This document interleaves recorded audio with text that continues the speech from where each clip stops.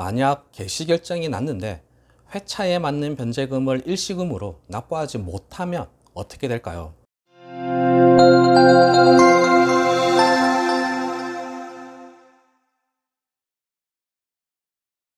안녕하세요. 노태부 변호사입니다. 최근 상담을 하시는 분들 중에 조금 부정확한 정보를 듣고 말씀을 하시는 분들이 계십니다. 그것도 한 분이 아니라 여러분께서 비슷한 얘기를 하셔서요. 이 내용은 좀 바로잡아야 하겠다고 판단했습니다. 제가 올려드린 영상 중에 변제금 제발 모아두세요. 안 모으면 바로 강제집행 당합니다. 라는 영상이 있습니다. 이 영상을 보시면 개시결정이 나기 전에 변제금을 미리 모아두셔야 한다는 내용인데요. 그런데 문제는 몇 개월치의 변제금을 모아두어야 하냐는 겁니다. 최근 다른 사무실에서 상담을 하셨던 분들 중에 이상하게 3개월치 변제금만 모아두면 된다고 알고 계신 분들이 많으세요. 3개월치라고 기간이 딱 정해져 있다고 알고 계시는 거죠. 어디서 그 얘기를 들었냐고 여쭤보면 다른 사무실에서 3개월치라고 기간을 딱 정해서 얘기했다고 하십니다. 잘 모르겠습니다. 그렇게 얘기하지는 않았을 것 같은데요. 아마도 다른 사무실에서 오해하기 쉽게 얘기한 것이 아닌가 합니다. 정확하게 말씀드리면 3개월치라고 개월수가 정해져 있는 것이 아닙니다. 3개월치가 될 수도 있지만 그것보다 훨씬 많은 개월치의 변제금을 모아두셔야 할 수도 있습니다.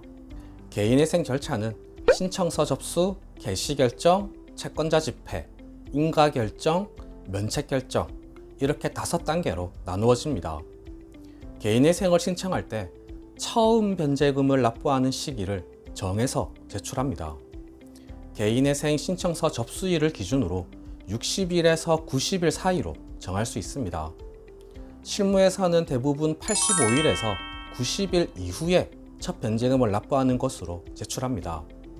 아마 이 부분에서 뭔가 헷갈리지 않았을까 하는데요. 알기 쉽게 예를 들어서 설명하겠습니다. 90일 이후에 첫 변제금을 납부하는 경우로 말씀드리겠습니다.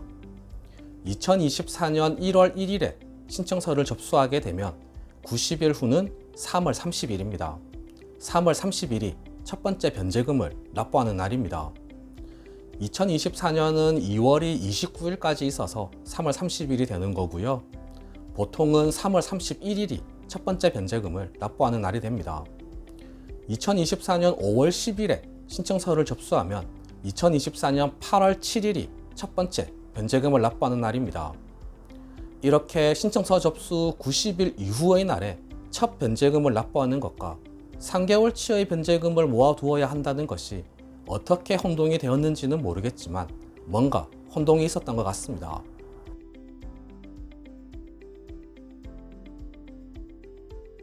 그리고 신청서를 접수할 때 중지 금지 명령까지 신청하게 되니까요. 신청서 접수 후 3개월 동안은 채무의 이자 및 원금을 안 갚아도 되는 것이고 변제금을 모아둘 필요도 없는 겁니다. 3개월치의 변제금을 모아두어야 하는 게 아니라 3개월 동안 경제적으로 여유가 조금 생기는 겁니다. 그동안 나가던 이자와 원금을 안 갚아도 되니까요. 그리고 3개월이 지난 시점부터 변제금을 납부해야 하는 겁니다. 그런데 문제가 있습니다. 3개월 내에 개시결정이 났으면 개시결정을 받은 변제계획안대로 변제금을 납부하면 됩니다.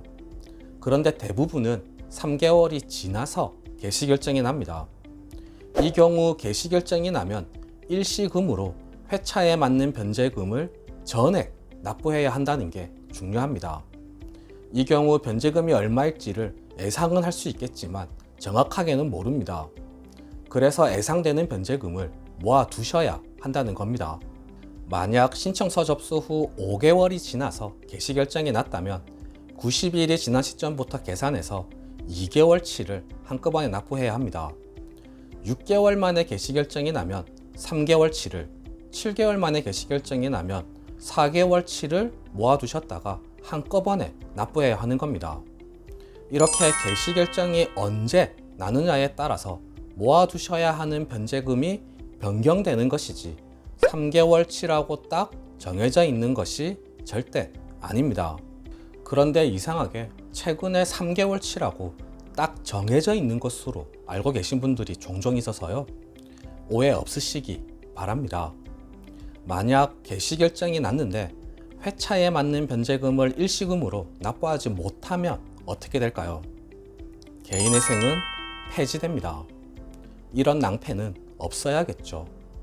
정리하면 개인의 생 신청서 접수 후 90일 이후에 첫 변제금을 납부하는 것으로 해서 개시 결정이 날 때까지 회차에 맞는 변제금을 모아두셔야 한다는 겁니다.